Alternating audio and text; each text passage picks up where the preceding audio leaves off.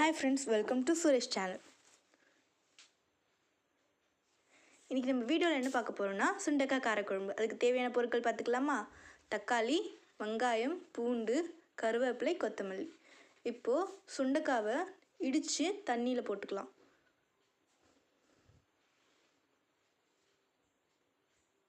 இதே மாதிரி எல்லா சுண்டைக்காவையும் இடித்து எடுத்துக்கலாம்.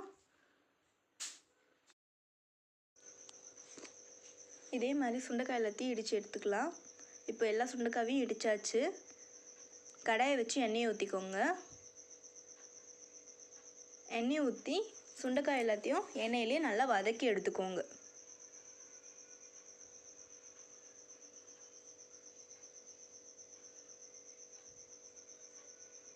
இப்போ சுண்டைக்காவை நல்லா வதக்கிக்கலாம்.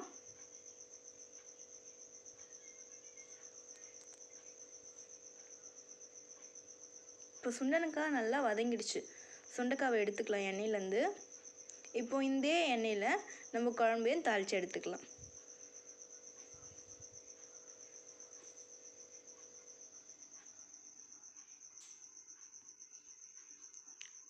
இப்போ கடுகு போட்டாச்சு. கடுகு நல்லா பொரிஞ்சிடுச்சு. இப்போ வெந்தயம் சேர்த்துக்கலாம்.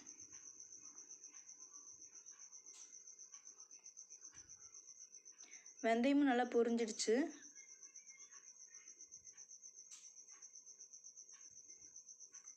இப்போ கருவேப்பிலை சேர்த்துக்கலாம்.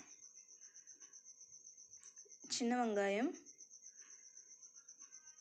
வெங்காயத்தை சேர்த்து நல்லா வதக்கி விட்டுக்கோங்க.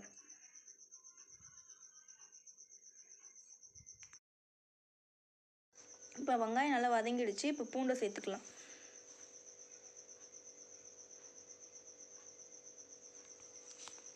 பூண்டை சேர்த்து நல்லா வதக்கிக்கோங்க.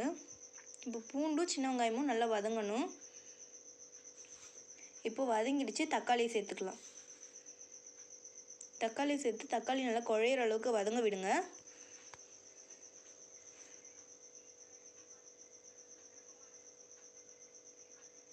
இப்போ மஞ்சள்தூள் சேர்த்துக்கலாம்.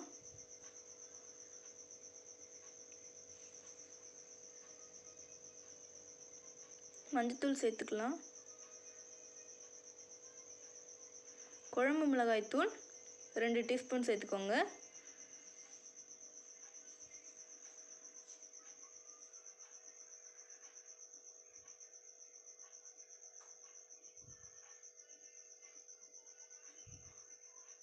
இப்போ புளி தண்ணியை சேர்த்துக்கலாம்.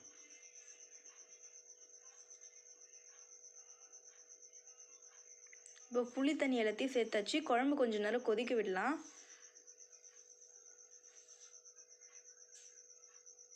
புளித்தண்ணியில் இருக்க பச்சை வாசனையும் மிளகாத்தூளில் இருக்க பச்சை வாசனையும் அது போகணும். அதனால கொஞ்சம் நேரம் கொதிக்க விடலாம்.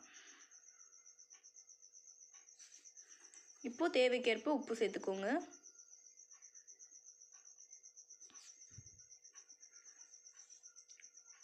குழம்பு நல்லா கொதிச்சு. இப்போ சுண்டைக்காவை சேர்த்துக்கலாம். இதே மாதிரி நுர கட்டி வரும்போது நீங்கள் சுண்டைக்காவை சேருங்க. அப்போ தான் பச்சை வாசனை எல்லாமே போயிருக்கும்.